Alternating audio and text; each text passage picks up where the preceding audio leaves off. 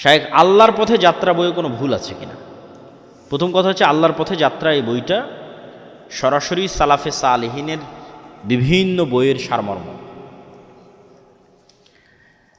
বিশেষ করে যে সমস্ত উল্লেখযোগ্য বইয়ের সারমর্ম, তার অন্যতম কয়েকটা বই হচ্ছে ইবনুল কাইয়িম রাহিমাহুল্লাহর আদ্দা ওয়াদ দাওয়া, ইবনুল কাইয়িম রাহিমাহুল্লাহর আল ওয়াবিলুস সাইয়্যিব, ইবনুল কাইয়িম রাহিমাহুল্লাহর কিতাবুর রূহ, মুহাম্মদ বিন আব্দুল ওয়াহাব রাহিমাহুল্লাহর কিতাবুত তাওহীদ, কাওয়াইদুল আরবাআ, উসুলুস সালাসা, নাওয়াকিজুল ইসলাম।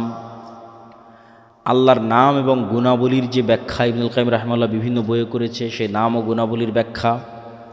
ইহইয়া উলুমুদ্দিন, শাহুলুল্লাহ মুহাদ্দিস দেহলভির হুজ্জাতুল্লাহিল বালেগা, শেখ সালেহ আল উসাইমিনের আল কাওয়াইদ আল মুসলা। এরকম অসংখ্য সালাফি সালেহিনের গুরুত্বপূর্ণ যে বইগুলো মানুষকে হেদায়েত করার জন্য সহজ ভাষায় ইসলামকে তুলে ধরা যাবে, সেগুলো সব বইয়ের সারমর্ম এক বইয়ে একত্রিত করা হয়েছে, যেটা নাম আল্লাহর পথে যাত্রা। ফলত যেহেতু এই বইয়ের মূল সোর্স সালাফে সালেহিনের বই, সেহেতু এই বইয়ে আমার জ্ঞাতসারে স্বাভাবিক ছোটোখাটো ভুল ত্রুটি হতে পারে। আমার জ্ঞাতসারে বিশেষ করে আকিদাগত কোনো ভুল ত্রুটি তো বহুদূরের কথা, বরং বাংলা ভাষায় আকিদার ওপর যত বই পুস্তক লেখা হয়েছে, এই বইয়ে আল্লাহর নাম, গুণাবলী, তাওহীদ, আকিদা এগুলোর ওপর যত সুন্দর এবং যত চমৎকারভাবে ফেরেশতা, রূহ, নফস, আকিদা রিলেটেড যে বিষয়গুলো, এগুলো যত সুন্দর, যত চমৎকারভাবে, যত সহজবোধ্যভাবে তুলে ধরা আছে, আমার জানা নাই বাংলাদেশের খুব কম বইয়ে তুলে ধরা থাকতে পারে। ভুল কি থাকতে পারে? ভুল থাকলে হয়তো দাড়ি কমায় ভুল থাকতে পারে, বানানে ভুল থাকতে পারে, অনুবাদে কোথাও ভুল ত্রুটি হয়ে যেতে পারে। এবং আমি এখন পর্যন্ত এই বই লেখার পরে 2 বার পড়েছি। 2 বার পড়াতে আমার কাছে 2টে বা 1টা ভুল ধরা পড়েছে। ইহইয়া উলুমুদ্দিনের একটা হাদিস দরুদ শরীফ সংক্রান্ত, এই দরুদ শরীফ সংক্রান্ত একটা হাদিস, যে হাদিসটা দুর্বল, কিন্তু এটা ভুলক্রমে এখানে থেকে গেছে। আমি নিজে 2 বার এই বই প্রকাশ হওয়ার পর পড়েছি। এইটা ছাড়া বড় কোনো মেজর ধরনের ভুল ত্রুটি আমার চোখে পড়েনি। কেউ মনে করে থাকলে এটা বুঝার ভুল, অথবা কেউ জানিয়েছে সে ভালোভাবে জানায়নি, অথবা যে কেউ যদি উত্তর দিয়ে থাকে তাহলে তিনি হয়তো ভালোভাবে পড়ে দেখেননি। কেননা আমাদের দেশের যে টেন্ডেন্সি, এখানে এই যে যারা মিডিয়া আছে, মিডিয়ার লোকদের আরও টেন্ডেন্সি হচ্ছে যে মানে প্রশ্ন করে একটা ভুলভাল বুঝিয়ে একটা উত্তর নিয়ে থাম্বনেল দিয়ে ভিউ ব্যবসা। তো যেহেতু আমাদের শায়েখ মাশায়েখরা অনেক সহজ সরল, তারা ওই রকম কূটনীতি, কূটচাল এই জিনিসগুলো তারা আসলে বোঝেন না। তো ফলত যারা এই মিডিয়ার জগতে আছে বা যারা আমাদের দিনী ভাইয়েরা আছে, তাদেরই উচিত যে আমানতদারিতার সাথে প্রশ্ন করা। আপনি এমন একটা প্রশ্ন করলেন যে এই প্রশ্নটাই হচ্ছে ভুল, তাহলে যিনি শায়েখ তারা তো বড় বড় যারা শায়েখ, তারা কিন্তু, যেমন আমাদের ওস্তাদ শায়েখ আব্দুর রাজ্জাক বিন ইউসুফ, উনি তো অ্যান্ড্রয়েড ফোনই ইউজ করা জানে না। এখন তোমাদের অনলাইনের জগতে কী চলতেছে উনি তো জানে না। অ্যান্ড এখানে যদি কেউ এমন একটা প্রশ্ন করে যে প্রশ্নটা কৌশলে করা হয়েছে, যেন ওনার মুখ থেকে কোনো একটা উত্তর পাওয়া যায়, ওইটা ভাইরাল করে দিয়ে একাকার অবস্থা। তো জিনিসগুলো আসলে এরকম। কিন্তু কেউ যদি পুরো বই প্রথম থেকে শেষ পর্যন্ত পড়ে দেখে, তাহলে জিনিসটা তার কাছে স্পষ্ট হবে যে এটা কত গুরুত্বপূর্ণ, কত সুন্দর, কত ভালো একটা বই। তো তারপর আমরা চেষ্টা করতেছি, যদি কোথাও কোনো ভুল ত্রুটি থেকে থাকে, আশা করি দ্বিতীয় সংস্করণে সেগুলো থাকবে না ইনশাল্লাহ। এই বইটা সবাইকে পড়ার জন্য, নেওয়ার জন্য, বিভিন্ন মসজিদ, মাদ্রাসা, স্কুল, কলেজ এগুলোতে সাপ্তাহিক দার্সে অন্তর্ভুক্ত করার জন্য সকলকে উদাত্ত আহ্বান জানাচ্ছি। জিকির কেন শক্তিশালী, জিকির কেন পাওয়ারফুল, তা বোঝানোর জন্য আপনাদের 2-1টা উদাহরণ দেই। জিকির পাওয়ারফুল এবং শক্তিশালী এটা বুঝতে হলে আপনাকে বুঝতে হবে সাউন্ড এবং আওয়াজ পাওয়ারফুল। সাউন্ড এবং আওয়াজ পাওয়ারফুল কেমনে বুঝবেন, এটাই বোঝানোর জন্য আমি চেষ্টা করব। এটাই আজকের বক্তব্যের মূল বিষয়। আপনাকে বুঝে যেতে হবে যে আওয়াজ পৃথিবীতে সবচেয়ে পাওয়ারফুল।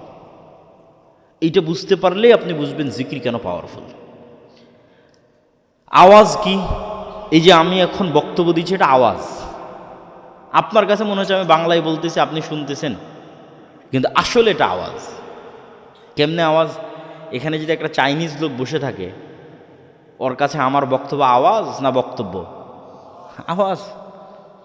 আর এখানে বসে যদি একটা চাইনিজ বক্তব্য দেয়, তাহলে ওর বক্তব্য না আওয়াজ?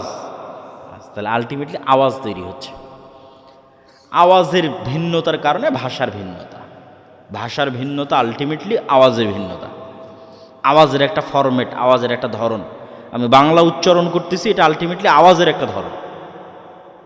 এবার এটাই যখন আমি ইংরেজিতে উচ্চারণ করবো আওয়াজ ভিন্ন হয়ে যাবে। মাই নেম ইজ আবদুল্লাহ, এটা একটা ভিন্ন আওয়াজ। আনা আবদুল্লাহ, এটা একটা ভিন্ন আওয়াজ। তাহলে আলটিমেটলি এগুলো আওয়াজ। তো ঠিক এই আওয়াজেরই এমন একটা ধরন আছে, যেই ধরনটা আমি যদি বলি এখন পিঁপড়ার আওয়াজ যদি আমি জানতাম, তাহলে আমি এখন ওই স্টাইলের আওয়াজটা উচ্চারণ করলে পিঁপড়াকে বলতে পারতাম, পিঁপড়া তুমি ডানে যাও। জাস্ট ওই আওয়াজটা উচ্চারণ হতে হবে, তাহলে পিঁপড়া কিন্তু ডানেই যাবে। কিন্তু ওই আওয়াজটা আমি জানি না, যে কোন ফরম্যাটের আওয়াজ পিঁপড়া বুঝবে আমি জানি না। কোন ফরম্যাটের আওয়াজ একটা মাছি, একটা মশা, একটা বাঘ, একটা ভাল্লুক, একটা গরু, ছাগল, পাখি বুঝবে, এটা আমি জানি না। কিন্তু প্রত্যেকেই ভিন্ন ভিন্ন ফরম্যাটের আওয়াজ বুঝে। এটার জ্ঞান আল্লাহ সুবহানাহু ওয়া তাআলা কাকে দিয়েছিলেন? একটু জোরে বলেন, আল্লাহ সুবহানাহু ওয়া তাআলা কাকে দিয়েছিলেন? সুলাইমান আলাইহিস সালাতু ওয়াস সালামকে দিয়েছিলেন।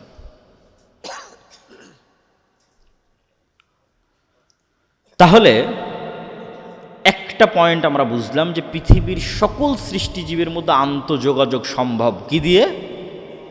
আওয়াজ দিয়ে। সকল সৃষ্টিজীবের মধ্যে আন্তঃযোগাযোগ সম্ভব আওয়াজ দিয়ে। এটা পৃথিবীর সবচেয়ে টপ প্রযুক্তি, যেটার ধারে কাছে বিজ্ঞানীদের পৌঁছা সম্ভব নয়। বিজ্ঞানীদের পৃথিবী টিকে আছে আলোর উপর ভিত্তি করে, যে টেকনোলজি তার উপর। আমি এখান থেকে কথা বলতেছি, এই যে এখনই ফোনে কথা বললাম, আমার কথাটা আলোর মধ্যে দিয়ে এই মোবাইলের মধ্যে গেছে, মোবাইল থেকে আলোর মধ্যে দিয়ে এটা টাওয়ার হয়ে ঢাকা চলে গেছে।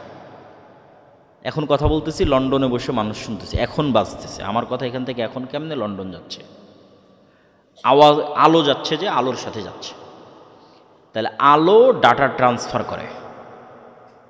পৃথিবী যেদিন সৃষ্টি হয়েছে ওই দিন থেকেই করে, মানুষ জানতো না, আজকে মানুষ জানতে পেরেছে। তাহলে আধুনিক প্রযুক্তি টিকে আছে আলোর মধ্যে, ডাটা ট্রান্সফার হয় তার উপরে টিকে আছে। আর আমরা বলতেছি এর চাইতেও এমন এক শক্তিশালী প্রযুক্তির কথা, যেটা আওয়াজ ভিত্তিক, যেটার ধারে কাছে বিজ্ঞানীরা নেই, যেটার কিছু জ্ঞান আল্লাহ কাকে দিয়েছিলেন আবার বলেন তো? সুলাইমান আলাইহিস সালামকে দিয়েছিলেন। সুলাইমান আলাইহিস সালাতু ওয়াস সালাম একদিন বলছেন, রানী বিলকিসের সিংহাসনকে এখানে নিয়ে আসতে হবে, ইয়েমেন থেকে, সাবা থেকে জেরুজালেমে, ১,৫০০ কিলোমিটার পথ। তো ইফরিত নামক একজন জিন বলছে যে আপনি যেখানে বসে আছেন এই বসা থেকে উঠার পূর্বে সিংহাসন নিয়ে আসবো। আল্লাযী ইনদাহু ইলমুম মিনাল কিতাব, কিন্তু যার কাছে কিতাবের জ্ঞান ছিল সে বলছে, যার কাছে কিতাবের জ্ঞান ছিল সে বলছে আপনার চোখের পলক পড়ার পূর্বে এখানে সিংহাসন উপস্থিত হবে।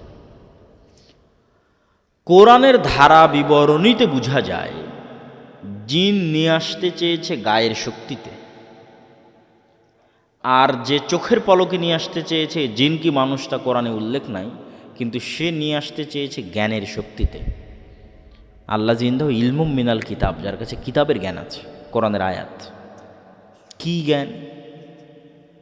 একজন গায়ের শক্তিতে নিয়ে আসবে বসা থেকে উঠার পূর্বে, আর একজন অর্চেদি স্পিডে নিয়ে আসবে চোখের পলকে জ্ঞানের শক্তিতে। তো মুফাসসিরগণ লিখেছেন, আল্লাহ সুবহানাহু ওয়া তাআলা ভালো জানেন, তবে অনেকগুলোর মধ্যে এটাও একটা হতে পারে, বরং এটার হওয়ার সম্ভাবনা চান্স বেশি। সেটা হচ্ছে সুলাইমান আলাইহিস সালাতু ওয়াস সালামের যিনি ওহী লেখক ছিলেন আসিফ, তিনি হচ্ছে ইনি যিনি যার কাছে কিতাবের জ্ঞান ছিল বলা হচ্ছে। আল্লাযী ইনদাহু ইলমুম মিনাল কিতাব, কি কিতাবের জ্ঞান ছিল? লাউহে মাহফুজের বিশেষ কোনো জিকিরের জ্ঞান ছিল, যেই জিকিরটা আল্লাহর জিকির, কিন্তু স্পেশাল কোনো জিকির, যেটা একটা সাউন্ড, যেটা একটা আওয়াজ, যেটা উচ্চারণ করার মাধ্যমে উনি চোখের পলকে সিংহাসনকে ওখান থেকে সুলাইমান আলাইহিস সালাতু ওয়াস সালামের নিকটে উপস্থিত করেছিলেন। তো আওয়াজ এই পৃথিবীর সকল সৃষ্টিজীবের মধ্যে আন্তঃযোগাযোগ এবং আন্তঃকানেক্টিভিটি তৈরি করতে পারে, তার আরও দুইটা উদাহরণ নেন। আল্লাহ সুবহানাহু তাআলা আসমান জমিন, গ্রহ নক্ষত্র, সূর্য চন্দ্র এগুলো সবকে কিয়ামতের পূর্ব মুহূর্তে ধ্বংস করে দিবেন। আর আল্লাহর প্রত্যেকটা কাজের একটা সিস্টেম আছে। আল্লাহ সব কাজ নিজেই করতে পারেন, কিন্তু তারপরেও তিনি সকল কাজের সিস্টেম তৈরি করেছেন। তো আল্লাহ এই পৃথিবী ধ্বংস করার সিস্টেম তৈরি করেছেন এটা, যে ইসরাফিল বাঁশিতে ফু দিবে এবং সেই বাঁশির আওয়াজে সব ভেঙে চূর্ণ বিচূর্ণ হয়ে যাবে। মানে সূর্য ওই বাঁশির আওয়াজটা বুঝতে পারবে যে এটা সে আওয়াজ, যে আওয়াজে ভেঙে যেতে হবে, সময় শেষ। চন্দ্র আসমান সব ওই আওয়াজ বুঝতে পারবে, যে আওয়াজে সব চূর্ণ বিচূর্ণ হয়ে যাবে।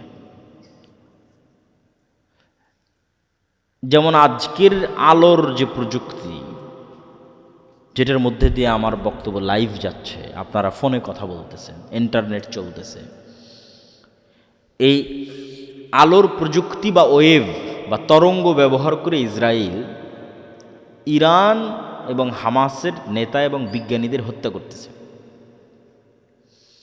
কিভাবে? এই মোবাইলটা যদি এখন নেটওয়ার্কের সাথে কানেক্টেড থাকে এবং ইন্টারনেট থাকে, তাহলে ইসরায়েল চাইলে এই মোবাইলকে এখানে বিস্ফোরণ ঘটাতে পারবে, আমার হাতে এখন বিস্ফোরণ হবে এখানে। এভাবেই সবার নিজ নিজ বাড়িতে পকেটে মোবাইলে বিস্ফোরণ হয়ে গেছে। কিভাবে? এই মোবাইল ওয়েভ রিসিভ করে, কেন এটা আলোর তরঙ্গ নিয়েই তো কাজ করতেছে, কথা রিসিভ করতেছে, কথা বের করতেছে, আলোর তরঙ্গ ওয়েভ।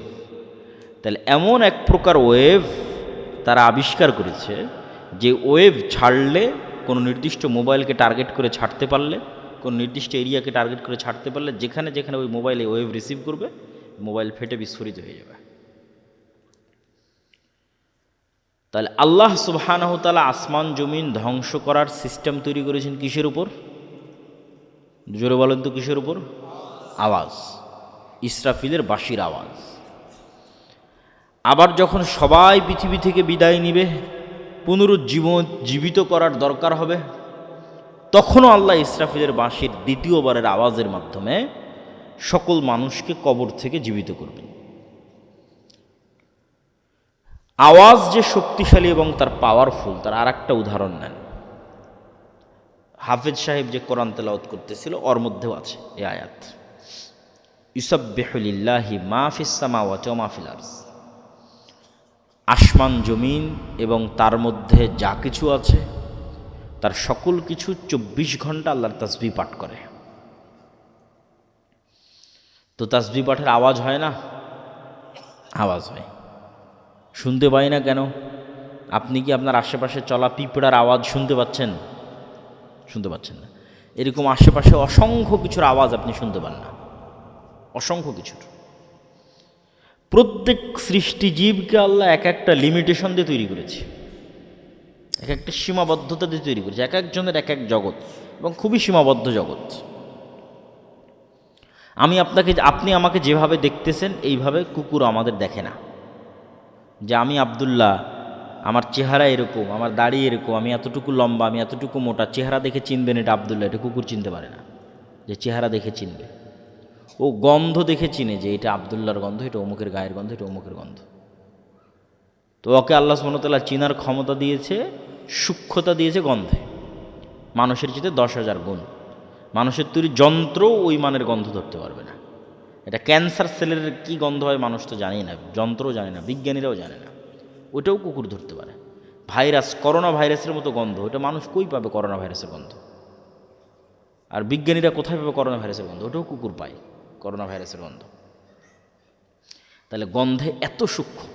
তাহলে আপনি হাজারো জিনিস নাকে নিয়ে বলবেন যে না, এটার তো কোনো গন্ধ নাই, আমার হাতে এখন কোনো গন্ধ নাই, এটাতে কোনো গন্ধ নাই। তাহলে আসলেই গন্ধ আছে না নাই এটা তো আপনিই জানেন না, কেননা আপনার ওই লেভেলের গন্ধ গ্রহণের ক্ষমতা আল্লাহ দেয়নি। তাহলে আপনার আশেপাশে পিঁপড়া চলতেছে, চলার আওয়াজ আছে, ওই আওয়াজ আবার আর এক প্রাণী বুঝতে পারে, 10 কিলোমিটার দূরে থাকা হাতিও বুঝতে পারবে যে এখানে একটা পিঁপড়া চলতেছে, যাদেরকে আল্লাহ এরকম শ্রবণের সূক্ষ্মতা দিয়েছে। তাহলে এই প্যান্ডেলও তাসবিহ পাঠ করতেছে, এই চেয়ারও তাসবিহ পাঠ করতেছে, আমাদের জামা কাপড়ও তাসবিহ পাঠ করতেছে, আশেপাশে যা দেখছেন সব তাসবিহ পাঠ করতেছে, এবং প্রত্যেক তাসবিহ পাঠের কি হচ্ছে? আর একটু জোরে বলেন, কি হচ্ছে? আওয়াজ হচ্ছে। এই পর্যন্তই শেষ নয়, এর চাইতে আশ্চর্য হচ্ছে রাসূলুল্লাহ সাল্লাল্লাহু আলাইহি ওয়াসাল্লাম বলছেন, মুয়াজ্জিন যখন আজান দেয় তখন যতদূর পর্যন্ত তার আজানের আওয়াজ যায় ততদূর পর্যন্ত সকল সৃষ্টিজীব, কীট পতঙ্গ, পঙ্গপাল, জীব জন্তু, জানোয়ার সব বুঝে যে এটা আজানের আওয়াজ। আল্লাহু আকবার, আল্লাহু আকবার, এটা বুঝে এটার পক্ষে কিয়ামতের মাঠে সাক্ষী দিবে। আল্লাহু আকবার। তাহলে ওরা যেমন 24 ঘন্টা তাসবিহ পাঠ করতেছে, আওয়াজ তৈরি করতেছে, তেমন তাসবির আওয়াজটা ওরা কি করে? বোঝে। অন্য কোনো আওয়াজ বুঝুক আর না বুঝুক, তাসবিহের আওয়াজ বুঝে। তাহলে অনেকগুলো পয়েন্ট আপনাদের সামনে দাঁড় করালাম শুধু এটা বুঝাতে যে আওয়াজ খুবই শক্তিশালী কিছু, আওয়াজ খুবই পাওয়ারফুল কিছু। এবার বুঝেন যে কারি সাহেব যে কোরআন তেলাওয়াত করতেছিল, তো কোরআন কার আওয়াজ? একটু বলেন, কার আওয়াজ? আল্লাহর আওয়াজ। কোরআন কার সাউন্ড? আল্লাহর সাউন্ড। কোরআন কার শব্দ? কার বাক্য? আল্লাহর বাক্য। এই জন্য মুসা আলাইহিস সালাতু ওয়াস সালামের কাছে যে লাঠি আছে, ছিল মুজিজার, ওটার চেয়েতেও পাওয়ারফুল জিনিস আল্লাহ উম্মতে মুহাম্মাদিকে দিয়েছে, সেটা হচ্ছে কোরআন। কেন? কোরআন স্বয়ং কার আওয়াজ? আল্লাহর নিজের আওয়াজ। সবচেয়ে শক্তিশালী জিনিস উম্মতে মুহাম্মাদের কাছে আছে। কেন? আগে আমরা প্রমাণ করে ফেলেছি পৃথিবীতে সবচেয়ে পাওয়ারফুল হচ্ছে আওয়াজ। তাহলে আওয়াজের মধ্যে সবচেয়ে পাওয়ারফুল আওয়াজ কার হবে? আল্লাহর নিজের হবে। তাহলে এর চেয়ে শক্তিশালী আর কিছু আছে পৃথিবীতে? এর চেয়ে শক্তিশালী আর পৃথিবীতে কিছু নাই। এই জন্য তাজবিদের গুরুত্ব আছে। হাফেজ সাহেবও বলছিলেন তাজবিদ ঠিক করার কথা। কেন? আপনার পড়াটা যখন মুহাম্মদ সাল্লাল্লাহু আলাইহি ওয়াসাল্লামের পড়ার মতো হবে, তখন আপনার আওয়াজটা যখন মুহাম্মদ সাল্লাল্লাহু আলাইহি ওয়াসাল্লামের আওয়াজের মতো হবে, আওয়াজের যে ফরম্যাট, তখন এটা জিবরাইল আলাইহিস সালাতু ওয়াস সালামের মতো হবে। আর যখন আপনার আওয়াজটা জিবরাইল আলাইহিস সালাতু ওয়াস সালামের মতো হবে, তখন এটা লাউহে মাহফুজের মতো হবে। আর যখন আপনার আওয়াজটা লাউহে মাহফুজ, আল্লাহ সুবহানাহু ওয়া তাআলার যে আওয়াজ, সে আওয়াজের সাথে মিলে যাবে। লাউহে মাহফুজ থেকে জিবরাইল নিয়েছে, জিবরাইল থেকে মুহাম্মদ সাল্লাল্লাহু আলাইহি ওয়াসাল্লাম নিয়েছে, মুহাম্মদ সাল্লাল্লাহু আলাইহি ওয়াসাল্লাম থেকে সাহাবীরা, তাবিরা, তারপর আমরা। এই জন্য তাজবিদের গুরুত্ব আছে। আওয়াজটা যেন হুবহু এরকম হয়, যাতে লাউহে মাহফুজের সাথে মিলে যায়। আওয়াজের ধরন, উচ্চারণের স্টাইল লাউহে মাহফুজের সাথে যাতে মিলে যায়, এই জন্য তাজবিদের গুরুত্ব আছে। কোরআন অর্থ জানা জরুরি, বোঝা জরুরি, জ্ঞান অর্জন করতে হবে। শুধু সাউন্ডের মধ্যে সীমাবদ্ধ থাকলে হবে না, কেন? কোরআনের শিক্ষাও তার মুজিজা। কিন্তু কেউ যদি কোরআন নাও বুঝে, কোরআন নাও জানে, তবুও শুধু কোরআনের আওয়াজ দিয়ে, কোরআনের উচ্চারণ দিয়ে সে কোরআনের সকল বরকতই লাভ করতে পারবে। কোরআনের সকল বরকত, সকল রহমত তার জীবনে, তার ব্যবসা বাণিজ্যে, তার বাড়িতে, সকল ক্ষেত্রে শুধু এই আওয়াজ দিয়েও উপকার লাভ করা সম্ভব। তাহলে আমরা বলছিলাম জিকির, সর্বশ্রেষ্ঠ জিকির তাহলে কোরআন। সর্বশ্রেষ্ঠ জিকির তাহলে কি? কোরআন। আশা করি বুঝে গেছেন যে সর্বশ্রেষ্ঠ জিকির কোরআন। এবার আসি জিকির দোয়ার চেয়েও শ্রেষ্ঠ। দোয়া করাও ইবাদত, কিন্তু দোয়া করার চেয়েও শ্রেষ্ঠ ইবাদত হচ্ছে জিকির। কারণ হচ্ছে যে এই প্যান্ডেলের, এই আসমান জমিনের, এই গাছপালার, এই জীবজন্তুর আল্লাহর কাছে কোনো চাওয়া আছে? আল্লাহর কাছে কোনো চাওয়া নেই। ফেরেশতাদের আল্লাহর কাছে কোনো চাওয়া আছে? নাই। ফেরেশতারা যদি দোয়া করে তাও এটা মুমিন মুসলমানদের জন্য দোয়া করে, ওদের নিজেদের জন্য কোনো চাওয়া নেই। না টাকা পয়সার দরকার, না খাবার দাবারের দরকার, না কোনো অসুখ বিসুখ, চাওয়া নাই। তাহলে ফেরেশতাদের ইবাদত এবং আশেপাশের সকল সৃষ্টিজীবের ইবাদত আসলে জিকির, তাসবিহ। আর আমরা মানুষেরা জিকিরও করি, দোয়াও করি।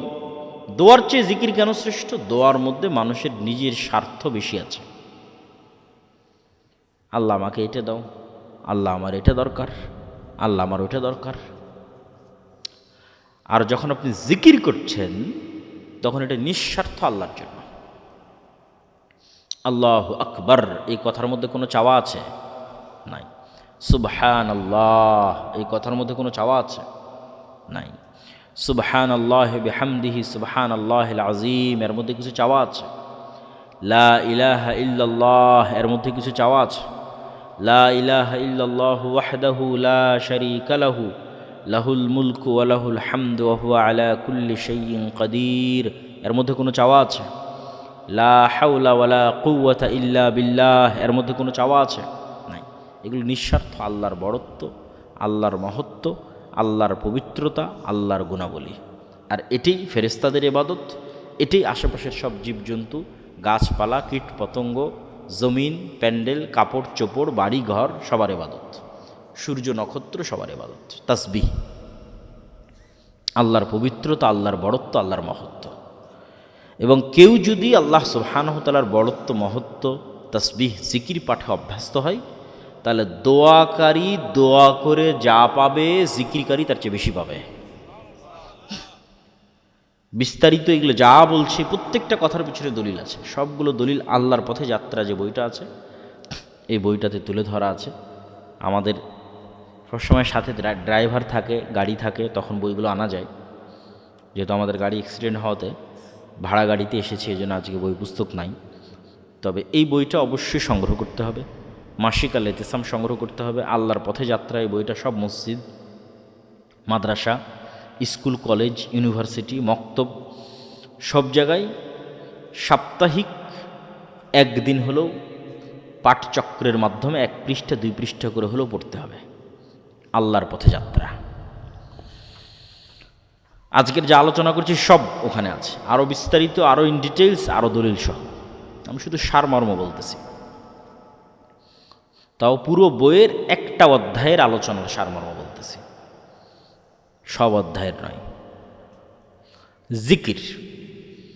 আল্লাহ সুবহানাহু তাআলা মূসা আলাইহিস সালাতু ওয়াস সালামকে মুজিজার লাঠি দিলেন, হাত দিলেন, যেই হাত বগলের মধ্যে থেকে বের হলে জলজল করবে। জিহ্বায় তোতলামি ছিল, সেই তোতলামি ভালো করে দিলেন। ভাইকে সাথে দরকার ছিল, ভাইকে সাথে দিয়ে দিলেন। সব কিছু দেওয়ার পর আল্লাহ সুবহানাহু তাআলা বলতেছেন, ওয়ালা তানিয়া ফি জিক্রি, তুমি আমাকে স্মরণ করতে ভুলিও না। তো আল্লাহ সুবহানাহু তাআলা যে স্মরণ করতে ভুলতে নিষেধ করলেন, এর কারণটা কি? এর কারণ হচ্ছে, কল্পনা করেন যে মুহাম্মদ সাল্লাল্লাহু আলাইহি ওয়াসাল্লাম 1 সপ্তাহ যাবৎ সালাত আদায় করেনি, আল্লাহ সুবহানাহু তাআলাকে স্মরণ করেনি। সালাত তো আল্লাহকে স্মরণ করার একটা মাধ্যম, আমরা আগেই বলেছি। সালাতও আদায় করেনি, জিকিরও করেনি। 1 সপ্তাহ 10 দিন পার হয়ে গেছে। এখন আজকে মূসা আলাইহিস সালাতু ওয়াস সালাম লাঠি ছাড়ছে, লাঠি আর সাপ হয় না। বগল থেকে হাত বের করছে, হাত আর জলজল করে না। কেন? সব ডিঅ্যাক্টিভেট হয়ে গেছে, ফাংশন যা ছিল সব ডিঅ্যাক্টিভেট। কেন ডিঅ্যাক্টিভেট? এই কালব মূল জায়গা থেকে ডিসকানেক্টেড হয়ে গেছে। যেটার সাথে কানেক্টেড থাকার মাধ্যমে এগুলো অ্যাক্টিভেট থাকবে, ওই কানেকশানই নাই, নেটওয়ার্কই বিচ্ছিন্ন। তাহলে কিভাবে আর বাকিগুলো কাজ করবে? বাকিগুলো তো কাজ করবে না। বাকি ফাংশনগুলো তখনই অ্যাক্টিভেট থাকবে যখন মূসা আলাইহিস সালামের নিজের কালব আল্লাহ সুবহানাহু ওয়া তাআলার সাথে সালাত এবং জিকিরের মাধ্যমে কানেক্টেড থাকবে। আল্লাহু আকবার। এটা আল্লাহ কোরআনে বলেছে, ওয়ালা তানিয়া ফি জিক্রি, যে সব ঠিক থাকবে যদি তুমি আমার সাথে সম্পৃক্ত থাকো। আমার সাথে সম্পর্ক নাই তো আর কোনো কিছুর কোনো বেল নাই, কোনো দাম নাই। মুসা আলাইহিস সালাতু ওয়াস সালাম এর মতো নবীর ক্ষেত্রে জিকির, আল্লাহ সুবহানাহু ওয়া তাআলার সাথে কানেক্টেড থাকার এত গুরুত্ব। জিকির এবং সালাত এই দুই আলোচনার প্রথম অংশ জিকির। জিকিরের ক্ষেত্রে সর্বশ্রেষ্ঠ সময় হচ্ছে সকাল সন্ধ্যার জিকির। সন্ধ্যার জিকির মানে কি? মাগরিবের আগে না মাগরিবের পরে? কে বলতো? সূর্য ডোবার পূর্বে। এবং সকালের জিকির মানে সূর্য ওঠার পূর্বে।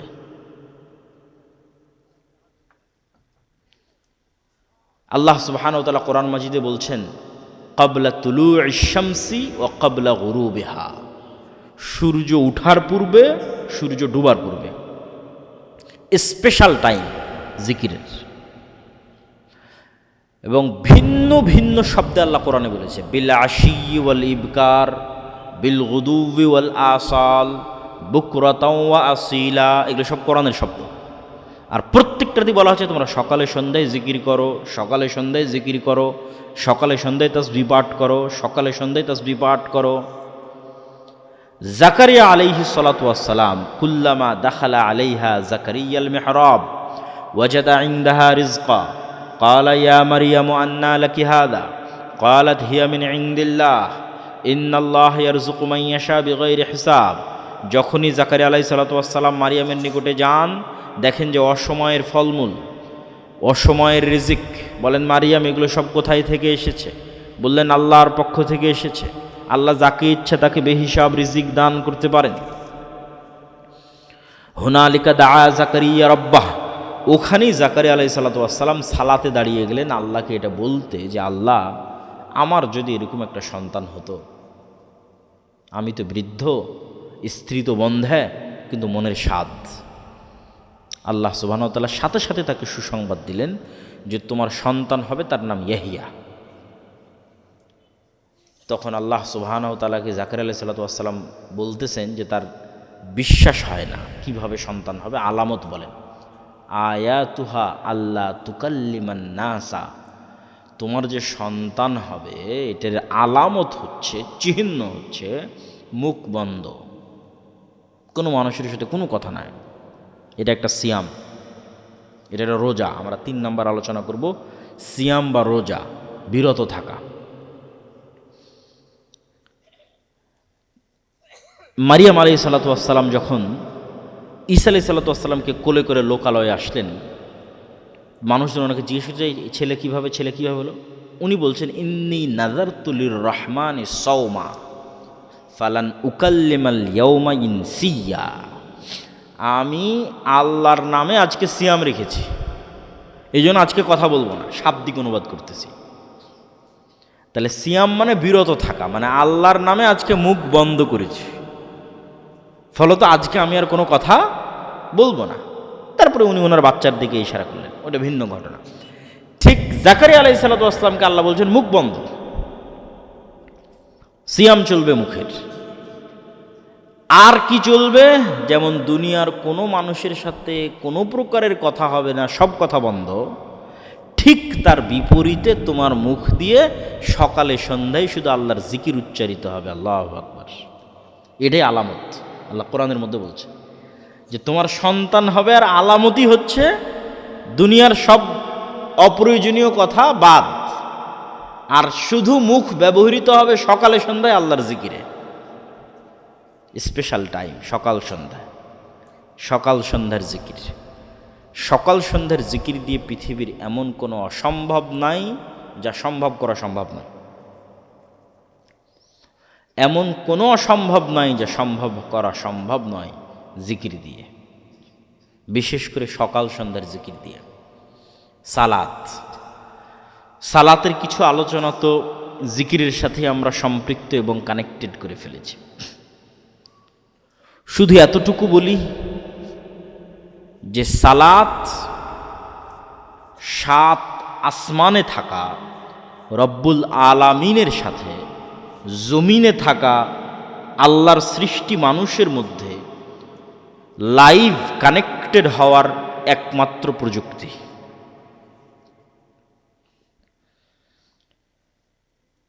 যে আপনি আছেন জমিনে আর আল্লাহ সুবহানাহু তাআলা আছেন আরশে।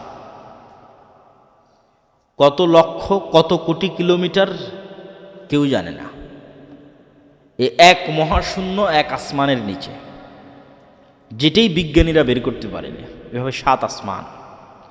তাহলে 7 আসমানে থাকা রব্বুল আলামিনের সাথে জমিনে থাকা এক ক্ষুদ্র সৃষ্টিজীব লাইভ কানেক্টেড হবে। তার একমাত্র প্রযুক্তির নাম কি? একটু জোরে বলেন তো কি? সালাত। একমাত্র প্রযুক্তি। ওই নির্ধারিত টাইমে, নির্ধারিত সময়ে, নির্ধারিত ফরম্যাটে, নির্ধারিত অবস্থায় যদি কেউ দাঁড়িয়ে যায় আর ওর চক্ষু যদি সিজদার দৃষ্টিতে থাকে, অন্তরে যদি দুনিয়ার কোনো কথা না থাকে, আল্লাহর সাথে কানেক্টেড থাকে, তাহলে আল্লাহ সুবহানাহু তাআলাও নূরের পর্দা সরিয়ে বান্দার সাথে লাইভ মুখোমুখি হয়ে যান। এখন বান্দা যা বলবে আল্লাহ সুবহানাহু তাআলা তা শুনবেন। এই জন্য মুহাম্মদ সাল্লাল্লাহু আলাইহি ওয়াসাল্লাম যে কোনো সমস্যায় আগে সালাত।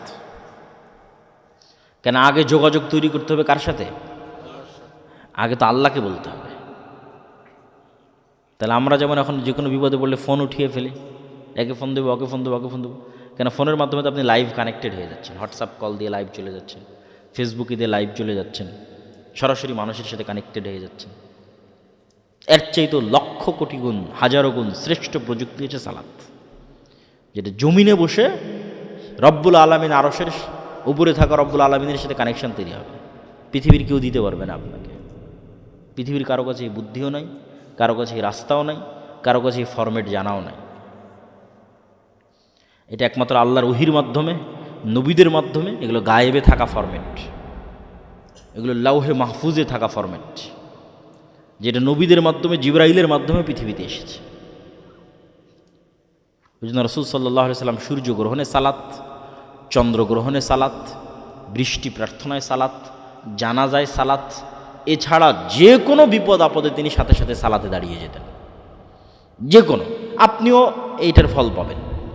পৃথিবীর যে কোনো সমস্যা আজ থেকে আপনি চিন্তা করে নিতে পারেন যে আপনি পৃথিবীর যে কোনো প্রবলেম, যে কোনো সমস্যার মুখোমুখি হয়ে সবার আগে অভ্যাস করে নেবেন, সবার আগে সাথে সাথে গায়েবে নির্ধারিত ফরম্যাট, লাউহে মাহফুজে নির্ধারিত ফরম্যাট, অজু।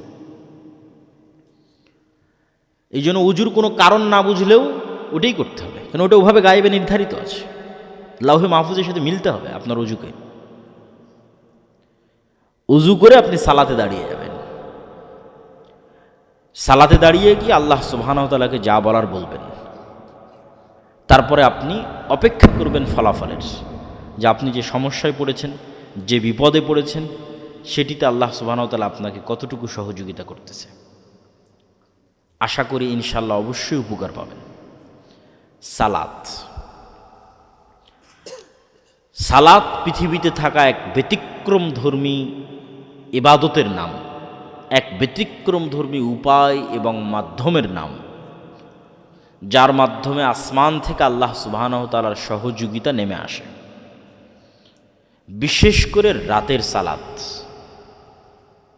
বিশেষ করে রাতের 1/3, 1/2 অতিক্রম হয়ে গিয়ে যখন রাতের শেষ ভাগ, তখন রাতের শেষ ভাগের সালাত রাসূলুল্লাহ সাল্লাল্লাহু আলাইহি ওয়াসাল্লামকে আল্লাহ সুবহানাহু ওয়া তাআলা বলছেন, ফাতাহাজ্জাদ বিহি নাফিলাতাল লাক আসা আন ইয়াবআসাকা রাব্বুকা মাকামাম মাহমুদা। হে মুহাম্মদ সাল্লাল্লাহু আলাইহি ওয়াসাল্লাম, আল্লাহ আপনাকে মাকামাম মাহমুদ দিতে চাই, সর্বশ্রেষ্ঠ স্থান দিতে চাই কিয়ামতে। এই সর্বশ্রেষ্ঠ স্থান পাওয়ার সিক্রেট হচ্ছে আপনাকে রাতের সালাত আদায় করতে হবে। বদরের যুদ্ধের আগের রাতে মুহাম্মদ সাল্লাল্লাহু আলাইহি ওয়াসাল্লাম রাতের সালাতে দাঁড়িয়ে আছেন, লম্বা রাতের সালাত। আবু বকর রাদিয়াল্লাহু তাআলা আনহু ক্লান্ত হয়ে মুহাম্মদ সাল্লাল্লাহু আলাইহি সাল্লামকে বলছেন, কাফাকা মুনাশাদাতাকা রাব্বাক। আরে আপনি তো নবী, এত রাতের সালাত লম্বা আদায় করা লাগে? কিন্তু আবু বকরের চেয়েও মুহাম্মদ সাল্লাল্লাহু আলাইহি ওয়াসাল্লাম ভালোভাবে জানেন যে আগামীকাল বদরের যুদ্ধে আল্লাহর সাহায্য ছাড়া উনি জিততে পারবে না। এটা উনি আবু বকরের চেয়ে ভালো জানেন। 2 নাম্বার, উনি আবু বকরের চেয়ে এটাও ভালো জানে যে আল্লাহর সাহায্য এমনি এমনি পৃথিবীতে আসবে না। আমি যদি সর্বশ্রেষ্ঠ নবী হই, সর্বশ্রেষ্ঠ নবী হওয়ার পরও আল্লাহর সাহায্য পৃথিবীতে টেনে আনার জন্য আমাকে রাতে সালাত আদায় করতে হবে। আর এই নবীরই উম্মত 5 ওয়াক্ত সালাত আদায় না করে, রাতের সালাত বহু দূরে থাক, 5 ওয়াক্ত সালাত আদায় না করেই নাকি ইসলামকে বিজয় করে ফেলবে। এবার বুঝেন তাহলে যে নবী, দিনের নবী যিনি, যে দিনের আমরা অনুসারী, যার আমরা উম্মত, তিনি সর্বশ্রেষ্ঠ মানুষ হওয়ার পরে আল্লাহর সাহায্য নেবেন, এই জন্য রাতের সালাতে দাঁড়িয়ে আছেন সারা রাত। সহি রেওয়ায়াত যে বদরের রাতে সবাই ঘুমিয়েছে, শুধু একজন ঘুমায়নি, মুহাম্মদ সাল্লাল্লাহু আলাইহি ওয়াসাল্লাম।